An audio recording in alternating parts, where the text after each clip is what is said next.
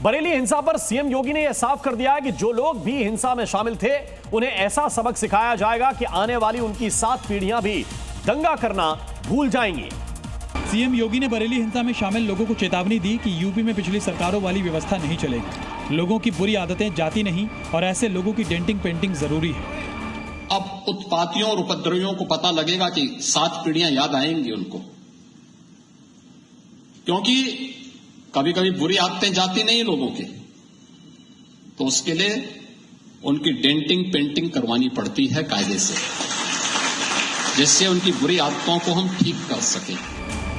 CM ने बरेली हिंसा को भड़काने वाले मौलाना तौकीर रजा को भी याद दिला दिया कि यूपी में योगी सरकार है, जिनके शासन में दंगा करने वालों का ऐसा इलाज होगा जिससे उनकी 7 पीढ़ियां भी याद रखेंगी। आपने देखा होगा कल बरेली के अंदर वो मौलाना भूल गया कि शासन किसका है। वो ये मानता था धमकी देंगे और हम जबरदस्ती जाम कर देंगे। हमने कहा जाम नहीं होगा, कर्फ्यू भी नहीं लगेगा, लेकिन कर्फ्यू का सबक तुम्हें ऐसा सिखा देंगे कि तुम्हारी आने वाली पीढ़ी दंगा करना भूल जाएगी। सीएम योगी ने 2017 के पहले की सरकार को भी निशाने पर लेते हुए कहा कि जो जिस भाषा को समझता है उसे उसी भाषा में समझाया गया। 17 के पहले यही होता था और हम इसी बात को कह सकते हैं कि 17 के बाद हमने कर्फ्यू भी नहीं लगने दिया, लेकिन ऐसे बैरियर को चुन चुन करके वे जिस प्रकार की भाषा को समझते थे उस प्रकार की भाषा से उनको समझा करके उसको उसकी सजा दिलाने का काम भी किया है। सीएम योगी ने कहा कि जो लोग भड़काने के काम में लगे हैं उनके लिए उनका बुलडोजर भी तैयार है। और जिस बरेली में कल जमकर हिंसा हुई, पत्थरबाजी हुई, वहां योगी फोर्स के एक्शन के बाद आज गलियों में सन्नाटा पसरा नजर आया। वहीं सीएम योगी की उपद्रवियों को दी गई चेतावनी पर भाईजान बोलने से इनकार करते हुए दिखाई दिए। बरेली हिंसा पर सीएम ने साफ चेतावनी दी कि जो भी इसमें शामिल था उसके खिलाफ ऐसी कार्रवाई होगी कि उसे 7 पीढ़ियां याद रखेंगी। हिंसा फैलाने वालों की डेंटिंग पेंटिंग की जाएगी। सीएम की इस चेतावनी पर जी मीडिया की टीम ने उसी इलाके में मौजूद मुस्लिम समुदाय के लोगों से जब बात करने की कोशिश की तो भाईजान वहां होने की बात से ही मुकर गए। कल यहाँ पे लोग थे, इसी गलियों में निकल के बाहर पत्थर फेंक रहे थे। भैया मुझे नहीं मालूम, मैं था नहीं, हाँ मैं भाई साहब नहीं था यहाँ। सिर्फ एक शख्स नहीं, इलाके में मौजूद दूसरे लोगों ने भी हिंसा के समय वहां नहीं होने की बात कही। हम तो पलंग बुनने गए थे दीवान खाने, हमें कुछ नहीं मालूम। वहीं कई लोगों ने अपने आप को बाहर से आया हुआ बता दिया। मैं यहाँ का नहीं। कहाँ के हैं आप? बरेली के हैं? बाहर का। बरेली के हैं? दिल्ली से है।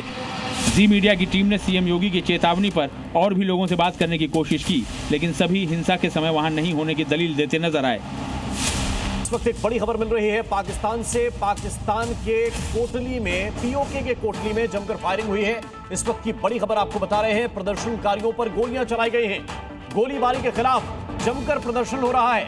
कोटली में पत्रकारों के जाने पर रोक लगा दी गई है। ये फायरिंग की तस्वीरें सामने आ रही हैं। देखिए किस तरह से वहां पर पाकिस्तान की सेना की तरफ से बर्बरता की गई है, उसकी कुछ तस्वीरें इस वक्त सामने आ रही हैं। देखिए किस तरह से ये फायरिंग चल रही है और एक नहीं, दो नहीं, कई गोलियां, कई राउंड फायरिंग की गई है। फिलहाल जानकारी ये मिल रही है कि पीओके में पाकिस्तान की सेना ने बर्बरता की है और कोटली में पत्रकारों के जाने पर प्रतिबंध लगा दिया गया है। पत्रकारों को जाने से रोका गया है। गोलीबारी के खिलाफ इस वक्त जनता में आक्रोश है, लोग प्रदर्शन कर रहे हैं। जो तस्वीरें आपके सामने हैं, पीओके में प्रदर्शन तेज हो गया है। आम लोगों पर फायरिंग कर दी पाकिस्तान की सेना ने। ये देखिए जरा, फायरिंग करते हुए ये तस्वीरें रिकॉर्ड हुई हैं।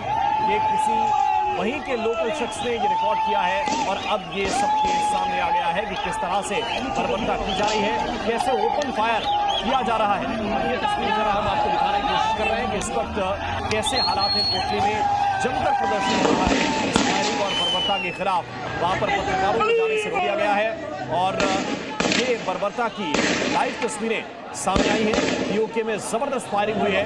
पाकिस्तान की सेना ने फायरिंग की है, प्रदर्शनकारियों के ऊपर फायरिंग की, आम लोगों के ऊपर फायरिंग की और इसके बाद अब इसके विरोध में भी एक जबरदस्त आक्रोश वहां पर फड़का है।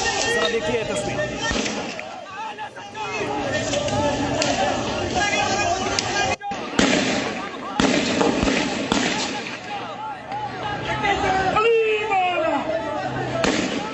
दो तस्वीरें जरा देखिए, एक तरफ आम लोगों पर फायरिंग की गई और इस फायरिंग के विरोध में अब लोग सड़कों पर उतर आए हैं। पीओके में जबरदस्त प्रदर्शन हो रहा है। ये प्रदर्शन इसलिए हो रहा है कि पहली बार नहीं है जब इस तरह की बर्बरता सेना ने आम लोगों के खिलाफ की है।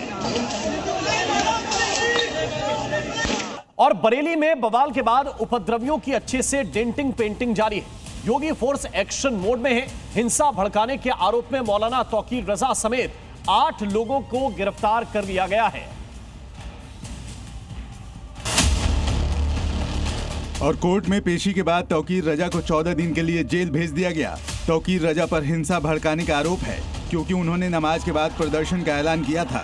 इस मामले में मौलाना समेत अब तक 8 आरोपी गिरफ्तार हो चुके हैं, जबकि 39 उपद्रवी हिरासत में लिए गए हैं। कुल 8 अपराधियों को जो इस घटना में शामिल थे, 8 अभियुक्तों को गिरफ्तार करके जेल भेजा गया है। बरेली हिंसा में अलग अलग थानों में 10 FIR दर्ज की गई है। 2000 पत्थरबाजों के खिलाफ केस किया गया है। पुलिस के मुताबिक ये साजिश 1 हफ्ते से चल रही थी, जिसमें बाहर से आए लोग भी पत्थरबाजी में शामिल थे। वहीं हिंसा में 22 पुलिसकर्मी घायल हुए। हिंसा में शामिल उपद्रवियों की पहचान CCTV फुटेज के जरिए की जा रही है। साथ ही बरेली में चप्पे चप्पे पर पुलिस फोर्स की तैनाती बढ़ा दी गई है।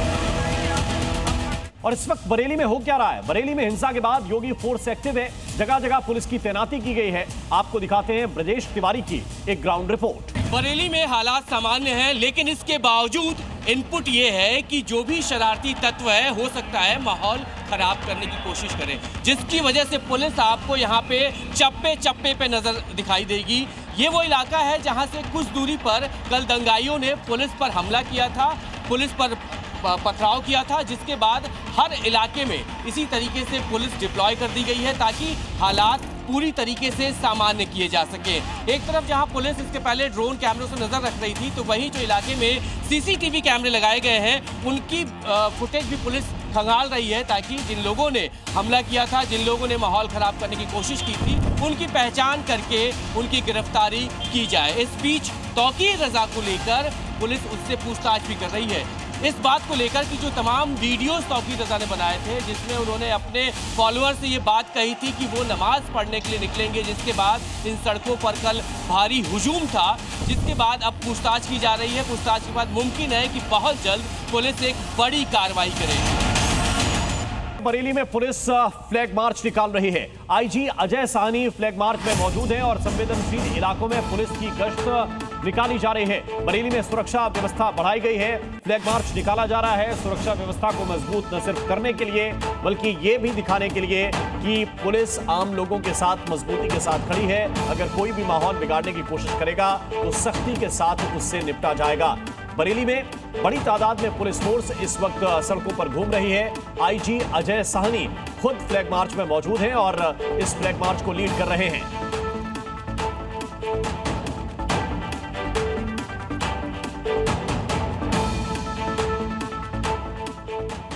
बरेली हिंसा के मामले में पुलिस ने 39 लोगों को हिरासत में ले लिया है। जिन उपद्रवियों को हिरासत में लिया गया है, उनके परिजनों का क्या कहना है, वो भी आपको सुनाते हैं। ये जो तमाम लोग हैं, ये इस बात को कह रहे हैं कि इनके परिवार के लोग भीड़ का हिस्सा न थे और न ही किसी भी तरह से वहाँ पर आसपास के लोगों को भी नहीं जानते। लोगों से एक बार बात करते हैं। कौन है आपके परिवार का? हाँ बताइए, कौन है परिवार का? मेरा भाई है छोटा, 17 साल उसकी एज है। वो नमाज पढ़ने निकला था मस्जिद के लिए। घर के सामने ही मस्जिद है। वहाँ से जैसी नमाज पढ़ के निकला, वैसे उसे अरेस्ट कर लिया गया। ये CCTV फुटेज है मस्जिद की जी। निकलते हुए इसमें दिख रहा है मेरा भाई ये। और झाड़ हुआ है, ये पत्थरबाजी वो कहीं और हुई है 2 किलोमीटर के अलग दूर। उससे कोई मतलब नहीं इसका लेना देना बच्चे का। इसे उठा लिया गया है। सुबह परेशान है लोग, क्या कहते हैं, वो कह रहा था भैया हमसे क्या नमाज पढ़ने जा रहा है। वो नमाज के लिए गया था, कोई लड़ाई करने के लिए थोड़ी ना गया था। किले थाने चौकी गए तो बोले तुम लोग पहले दंगा फसाद करते हो, उसके बाद में तुम लोग आके अपनी कंप्लेन करते हो, तो ये कंप्लेन तुम्हारी नहीं है, जाओ यहाँ से। बरेली में आई लव मोहम्मद के मुद्दे पर जुटी भीड़ को कंट्रोल करने के दौरान हुए लाठीचार्ज के बाद भड़काऊ बयानबाजी भी तेज है। एक दिन पहले योगी फोर्स को चैलेंज करने वाली समाजवादी पार्टी की नेता सुमैया राणा अपने बयान पर सफाई देती नजर आई। जो आई लव मोहम्मद के पोस्टर्स लेकर के निकले, सुमैया राणा ने दावा किया कि उनके बयान को गलत तरीके से पेश किया गया। बरेली में उपद्रवियों पर एक्शन के बाद सुमैया राणा ने योगी फोर्स को चुनौती दी थी कि लखनऊ में भीड़ नहीं, सैलाब आएगा।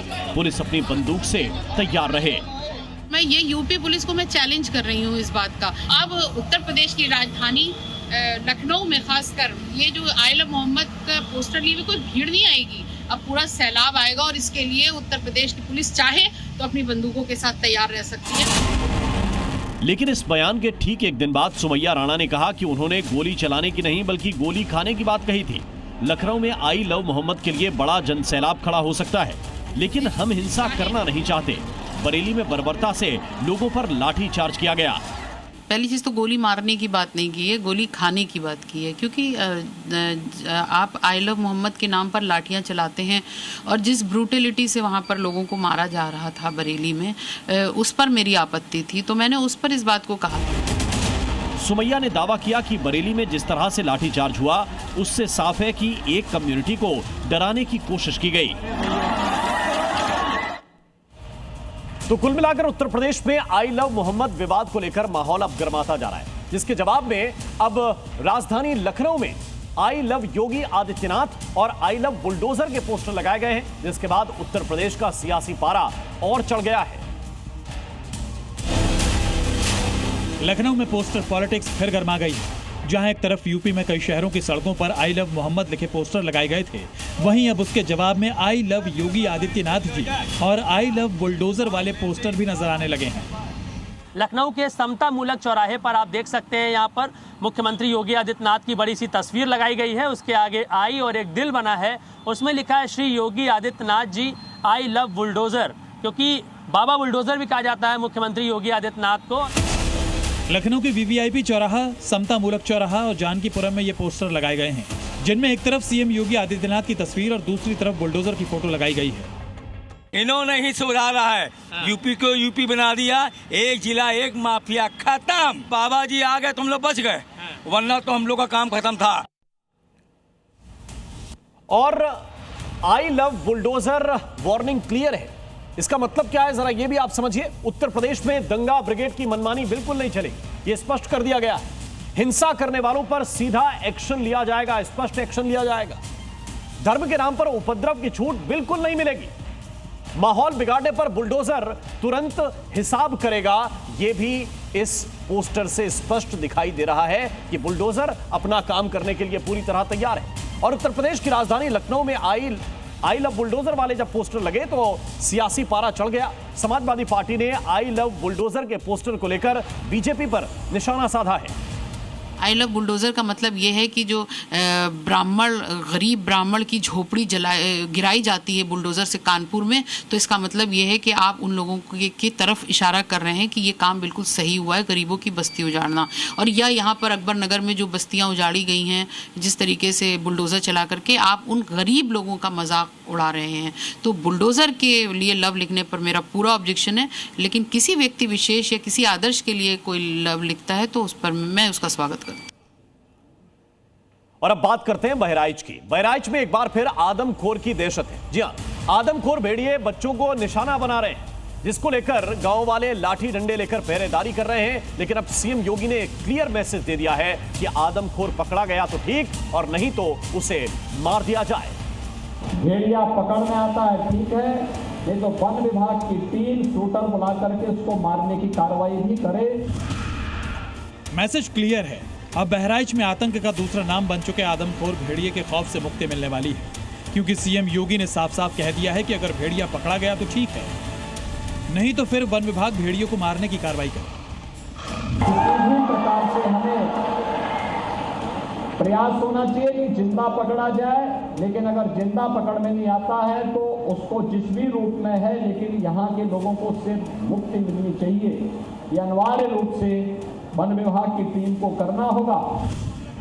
जिस तरह से इस बार भी भेड़ियों का आतंक बहराइच में देखने को मिल रहा है, उसके बाद खुद सीएम योगी बहराइच पहुंचे, उन परिवारों से मिले जिन घर के मासूमों को आदमखोर ने शिकार बनाया है। इस दौरान सीएम योगी ने पीड़ित परिवार को हर संभव मदद का भरोसा दिलाया और आर्थिक मदद का ऐलान भी किया। परिवारों को जो अपने परिवार के सदस्य को खोए हैं, उन्हें हम सरकार की तरफ से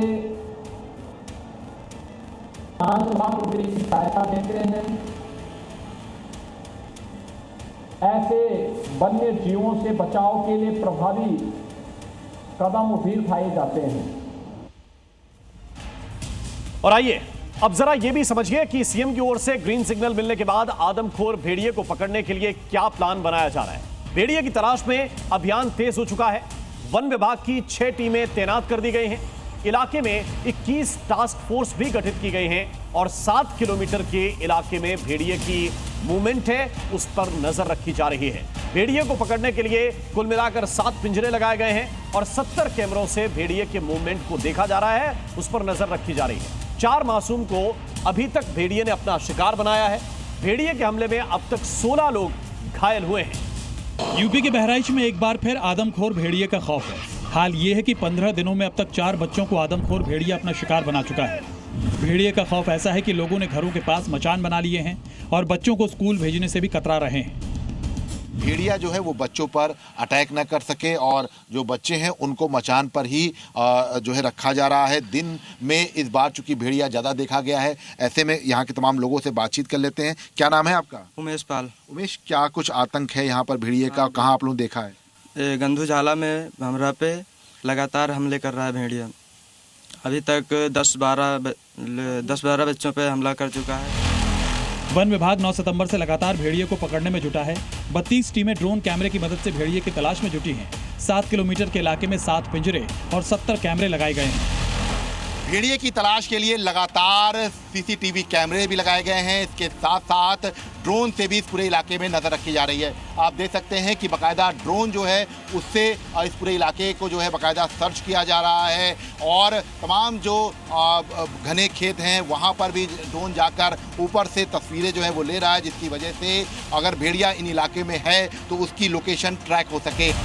लेकिन गन्ने के विशाल खेत और सरयू नदी का कछार भेड़िए के छुपने की सबसे बड़ी ढाल बन गए हैं और यही वजह है कि अब तक शिकंजे में नहीं आ सका है आदमखोर।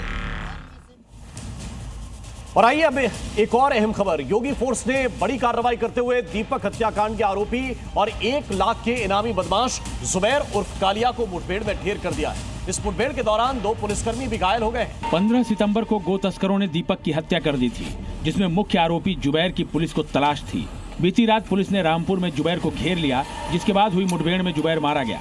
पुलिस ने जुबैर पर 1 लाख का इनाम घोषित किया था और उस पर 18 से भी ज्यादा आपराधिक मुकदमे दर्ज थे।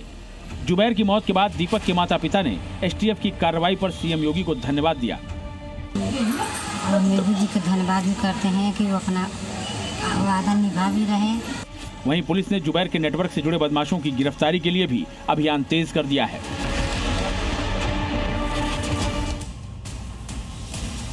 और इसी के साथ राजनीति में अभी के लिए बस इतना ही। नमस्कार।